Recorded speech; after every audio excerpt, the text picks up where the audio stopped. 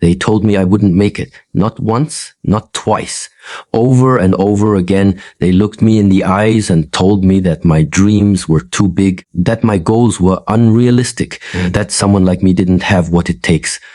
And what hurt the most, it wasn't strangers. It was people I loved, people I trusted, people whose opinions mattered far more than they should have. You see, when someone you don't know doubts you, you shrug it off. But when it's your own blood, your own friend, your teacher, your partner, cuts deeper. It gets inside you. It sits there like a poison whispering, maybe they're right. Maybe I'm not enough. Maybe I'm not strong enough, smart enough, talented enough. And those whispers, they don't shout. They don't need to. They just echo in the quiet moments, in the silence. When you're alone, sitting with your dreams and your fears, wondering which one is louder, the pain of doubt isn't just about the words they say. It's about the message underneath you are not capable. And that message gets internalized so easily, especially when you're already unsure, already afraid, already fighting your own battles. It's not just an attack from the outside. It becomes a war inside your own mind. Every time you try to take a step forward, that voice creeps in. What if they were right? And let's be honest. There were moments I believed them. There were days I wanted to quit. I wanted to stop trying. Because what's the point, right? If everyone you respect says you're not going to make it, why keep pushing? Why keep dreaming? But here's the thing. Pain, real, raw, personal pain, has power. If you can sit with it, if you can face it instead of running from it, that pain will show you who you really are. And I had to ask myself, am I going to let their doubt become my truth? Or am I going to find a different truth? Because here's what I realized. Nobody gets to decide your worth but you. Nobody knows your heart like you do. Nobody understands the fire inside you but you. So I stopped looking for permission. I stopped waiting for applause. I stopped asking people to believe in me, and I started believing in myself. And no, it wasn't easy. It never is. You don't just wake up one day full of confidence. No, you build it. You build it from broken pieces. You build it from every no you've ever heard, every slammed door, every cold shoulder. You gather those moments like kindling, and one day you light a match, and the people who said you wouldn't make it, they don't disappear. Their voices are still there. But now they're background noise. Because the truth is, when you stop living for their validation, you start creating your own definition of success. And in doing so, you take their power away. Sometimes the greatest motivation comes from the lowest moments, from being dismissed, from being laughed at, from being underestimated. And that pain can break you, or it can become the very reason you rise. I didn't need them to believe in me. I needed them to doubt me, because their doubt forced me to discover a strength I never knew I had. I wasn't born fearless. I just got tired of being afraid, tired of shrinking, tired of holding back just to keep others comfortable. I learned that the pain of doubt is temporary, but the regret of never trying, that lasts a lifetime. So I stood up. I showed up. Even when I was scared, even when I was shaky, even when I felt like a fraud. And with every step forward, I proved something, not to them, but to myself, that I do belong here, that I am enough, that I don't need permission to be great. I just need courage to keep going. Because at the end of the day, the loudest voice you'll ever hear is the one in your own head. And when you change what that voice says, when you rewrite the script from you can't to F, watch me, everything changes. And that's why the pain of their doubt, it didn't destroy me. It woke me up. Let's talk about what it means to walk alone, not because you wanted to, but because life gave you no other choice. There's this idea we grow up with that support will always be there. That when you take a step toward your dream, the people you love will step with you. But the truth is, when you start rising, people start falling away. Not always because they're bad people. Sometimes it's because your growth makes them uncomfortable. Your courage reminds them of their fear. Your movement exposes their stillness. I used to take it personally. I really did. I'd ask myself, why don't they support me? Why aren't they here? I thought I had to chase them, convince them, prove myself to them. But what I learned in the quiet moments of disappointment is that sometimes being alone isn't punishment, it's preparation. It's in the silence, in the solitude, where you learn the difference between being lonely and being powerful. You start making decisions not based on approval, but on alignment. You stop performing and start becoming. It's hard, I won't lie. It hurts to outgrow people you once called family. It hurts to chase a dream and turn around to see no one following you. But that's the price of becoming who you were always meant to be. And when you accept that not everyone can come, something shifts, you move differently. You trust yourself more. You become the kind of person who doesn't wait for the crowd. You become the person who builds the road, even when it's dark, even when no one's watching. And here's the beautiful irony. When you finally rise on your own, you'll attract the people who are meant for that version of you. People who don't just tolerate your shine, they celebrate it. But before they come, you've got to walk alone, and it will shape you in ways comfort never could. Then comes rejection. Not just once, but again and again. At first, it feels like failure, like you're being told by the universe that you don't belong. But what if rejection is actually redirection? What if it's life saying, that door wasn't yours, but keep walking. You're getting close. See, rejection isn't personal. It's informative. Every no I received forced me to ask myself, do I really want this? And every time the answer was yes, I found myself getting stronger, not weaker. They didn't believe in me. And maybe that was the gift. Because if they had, I might have relied on them. But their disbelief forced me to rely on myself. I learned to stand tall with nothing but faith. I learned to work without applause, to train without recognition, to rise without a crowd. And when you start seeing rejection not as defeat, but as a lesson, you become unstoppable. Because it's no longer about them. It's about you. It's about who you're becoming in the process.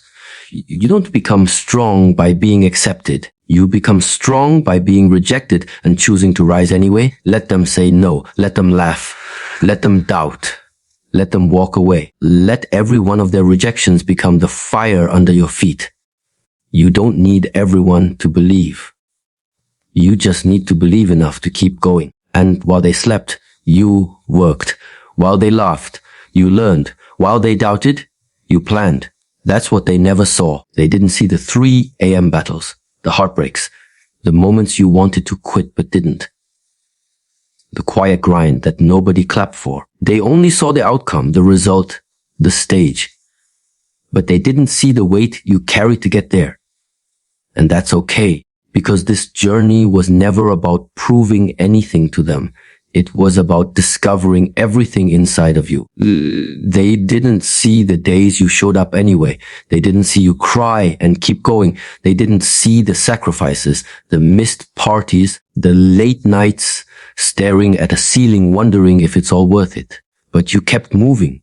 You kept building. You kept growing. And that kind of growth, done in the shadows, is the kind that lasts. When the world finally sees you, it will be because you refused to stop when no one was watching. And when success came, I didn't shout. I didn't throw it in their faces, because victory doesn't always need noise. Sometimes the greatest revenge is peace. It's walking into the life they said you'd never have with your head high and your heart full. You don't need to prove them wrong. You just need to live your truth loud enough that they can't ignore it. And suddenly, their voices go quiet. Not because you silenced them, but because your results did. You don't need to be loud to be legendary. Your calm is powerful. Your silence is gold. You become untouchable, not because you fight everyone, but because you no longer have anything to prove. Your life becomes the evidence. Your journey becomes the answer. And now, someone somewhere is watching you, maybe in silence, maybe from the shadows, hoping you don't quit, hoping you make it, because your story is teaching them something. It's giving them a reason to believe again. Just like you once needed proof, now you are the proof. You became the person you needed when you were struggling. Your scars became maps. Your fight became fuel. And your story, it's no longer just yours. It belongs to every soul out there who needed to hear it's possible. And that is why I kept going. Rejection. It's one of the hardest things to face, isn't it? It makes your chest tighten, your mind race, your confidence crack. And yet, it's unavoidable. If you're dreaming of anything bigger than yourself, if you're daring to step outside the ordinary, rejection is going to greet you like an unwelcome guest that overstays its visit. At first, I hated it. Rejection felt like failure. It felt like I was being told, you're not good enough, you're not wanted here, you're not worthy of this dream. And those words, they echo. They don't just disappear. They sit in your mind, your heart, your spirit. Every no felt like a punch to my purpose. Every door slammed shut felt like a sign that maybe I should stop knocking altogether. But over time, through pain, through grit, through relentless trial, I began to see something different. I started asking myself, what if rejection isn't punishment? What if it's protection? What if it's redirection?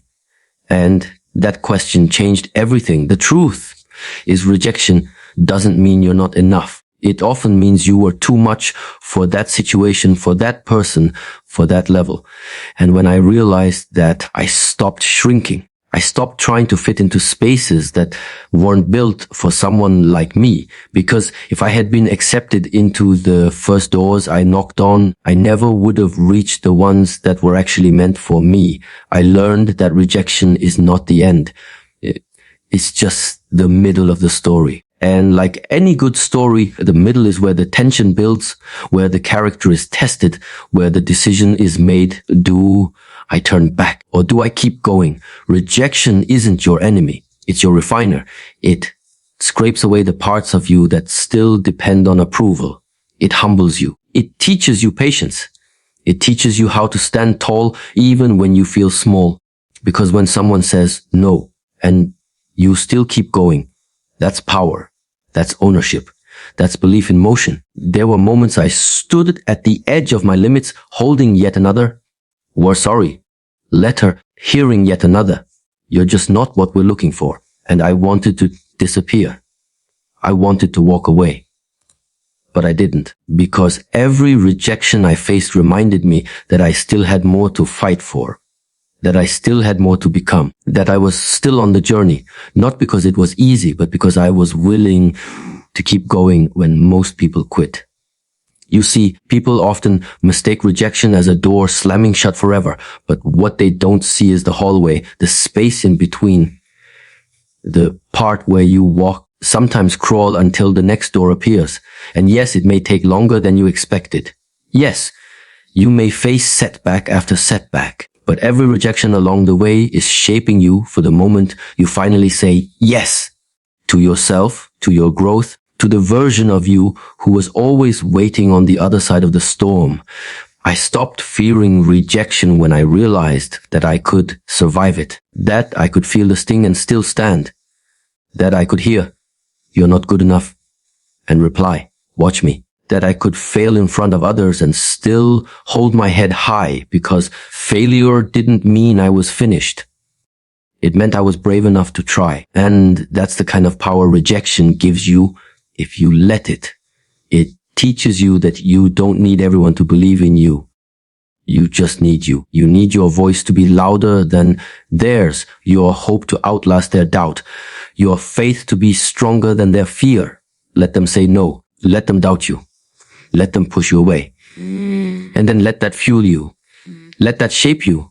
Let that be the reason you rise, not in spite of the rejection, but because of it. Because one day, if you keep going, you'll look back and thank every person who didn't believe in you.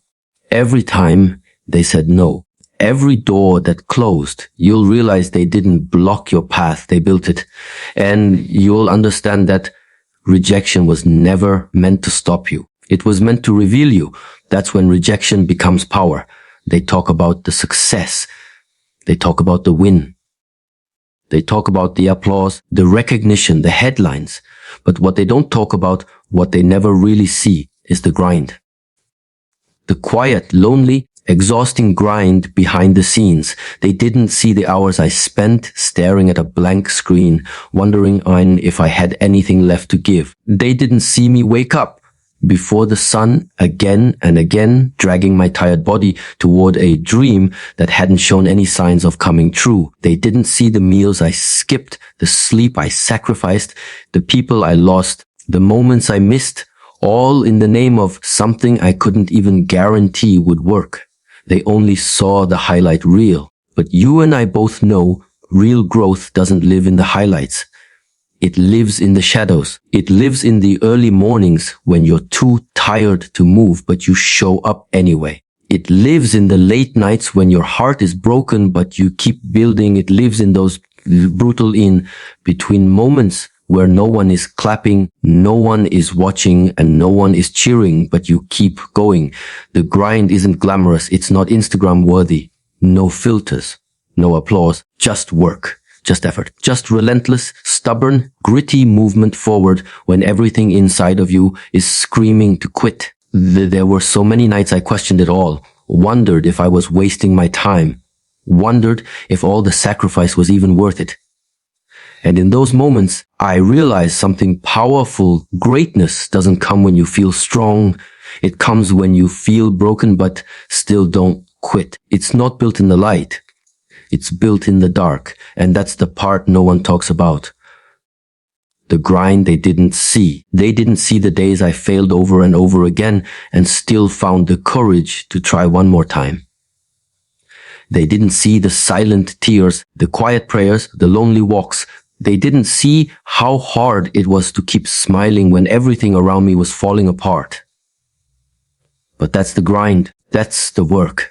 That's the reality of chasing something bigger than yourself. Most people want the glory, but they're not willing to suffer through the silence. They want the crown, but not the weight. But the truth is, it's in the unseen battles that we're forged. That's where your character is carved out. That's where your resilience is born. That's where you become the kind of person who can carry the success you're chasing. Because if you can't survive the grind, you'll never last in the glory. If you can't handle the silence, you won't be able to handle the spotlight. Everyone wants the platform, but very few are willing to build it brick by painful brick in the dark when no one's clapping. You know what I've learned? If you can master discipline in silence, your results will speak louder than your words ever could. The ones who grind quietly, who hustle in the shadows, those are the ones who shock the world. Because they didn't wait for permission. They didn't wait for applause. They didn't wait to be discovered. They created their own moment. So when they finally saw me winning, they thought it happened overnight. They said I was lucky, but luck had nothing to do with it. They just weren't watching when I was losing. They weren't paying attention when I was broken. But I was. I saw it all. I felt every step. I earned every inch. I bled for it. I suffered for it. And that's why no one can take it from me. And maybe you're in that season right now. The one where no one's watching. The one where the nights are long, the results are slow, and the doubts are loud. Maybe you're wondering if it's worth it. Let me tell you it is. Every second of it. Because what you're building in silence will one day be unshakable in the light. You're not behind. You're not broken. You're becoming. And becoming isn't pretty. It's brutal. It's slow. But it's real. And when your time comes, they wonder how you did it. But you'll know exactly how. Not every victory needs to be loud. There's this idea that when you finally succeed, when you finally make it, you should scream it from the rooftops. You should post about it, tell the world, prove everyone wrong with flashing lights and fireworks. And maybe, for some people, that's enough. But for me, for people like us, the real win isn't about noise. It's about peace. Because after everything I went through, all the rejection, all the loss, all the silence, all the doubts, I didn't want attention. I didn't need revenge. I wasn't hungry for applause anymore. I just wanted to breathe, to stand quietly in the life they said, I could never build and smile, not because I proved them wrong, but because I proved myself right. See, when you go through hell to get somewhere, the reward isn't the view, it's the strength you gained along the way. It's the quiet confidence, the unshakable self-belief. It's walking into a room not needing to announce yourself because your presence alone says everything. There were days I imagined the moment I'd throw their words back in their faces. I did picture myself standing tall, shouting, "Look at me now." But when I finally arrived, when I crossed the finish line I'd been crawling toward, I didn't feel anger. I didn't feel pride. I felt calm. Because the win wasn't for them. It was never for them. I didn't need to be seen anymore. I just needed to be whole. Victory, real victory, doesn't need to be broadcasted. Because it's not for the world. It's for the one who never gave up. For the version of you that kept showing up when it hurt. For the version that nobody saw, but who carried everything without complaint. For the version who cried in silence, fought in the dark, and healed without recognition. Sometimes the loudest thing you'll ever say is nothing at all. Because silence, when earned, is powerful. You don't need to tell people who you are when you've lived it. You don't need to prove anything when your life is the proof. You don't need to shout when your existence is the echo of every battle you've survived. That's the beauty of quiet victory. It doesn't seek revenge. It doesn't need validation. It just is. And when you reach that place, you stop needing to be understood by those who misunderstood you. You stop waiting for apologies from those who hurt you. You stop seeking closure in conversations you'll never get. You simply let go. Because now you understand peace is the real prize. The world loves noise, drama, validation. But you've outgrown that. You've learned that stillness is where your power lies. And while others chase approval, you walk with purpose. While they demand recognition, you already know who you are. They may never say they were wrong. They may never admit they doubted you. But that's okay. Because now you don't need them to. You see, when you win in silence, the victory lives deeper. It doesn't fade when the applause dies down. It's not dependent on likes, shares, or views. It's yours. It lives in your bones, in your breath, in every step you take in a life you once only imagined. So no, I didn't scream when I made it. I didn't throw it in their faces. I didn't post a comeback caption or tag my critics.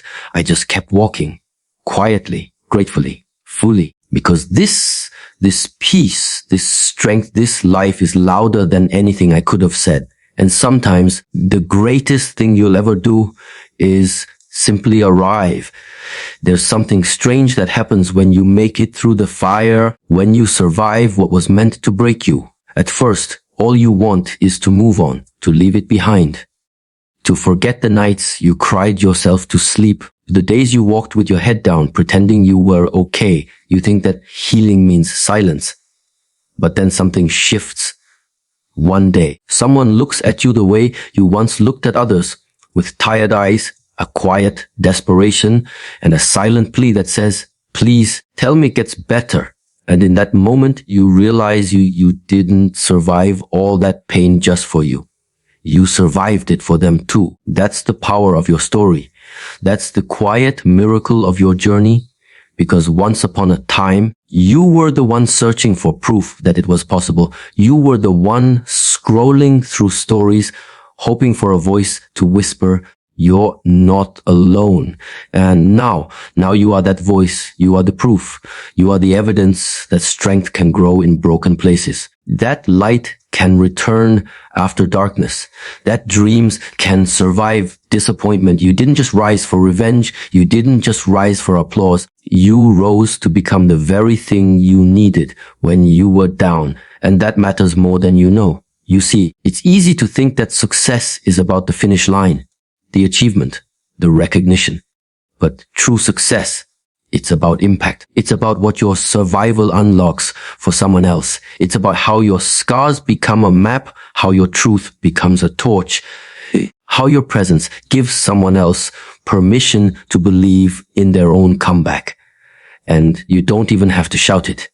You don't have to preach. You just have to be. Your life speaks for itself. The way you walk now, the way you carry yourself, the way you show up with a calm, quiet strength that can only come from having been broken and still choosing to build again. That's what makes you powerful. You're not just a survivor. You're a mirror. You're showing others what's possible when you refuse to give up. And don't underestimate what that means. Because somewhere right now, someone is watching you and thinking, if they can do it, maybe I can too. They don't need perfection. They don't need you to have all the answers. They just need you to be real, to be present, to be human, to be proof. I used to think I had to wait until I had it all figured out before I could help anyone else. But now I know that's not how it works. You don't help people from the mountain top. You help them from the climb. You reach back while you're still climbing, still struggling, still figuring it out.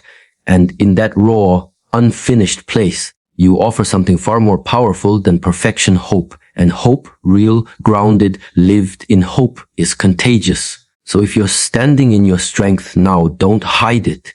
If you've made it through even just part of the way, don't silence your story. Someone needs it. Maybe someone close. Maybe someone you'll never meet.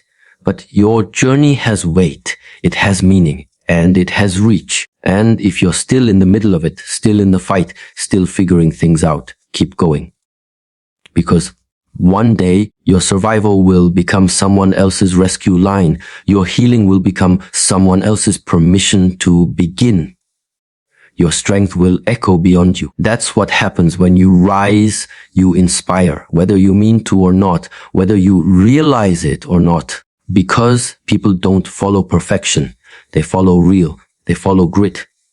They follow someone who's been through it and is still standing. And that's what you are now. You made it out not just for yourself, but for every single person who needed to see that it's possible. And that is legacy.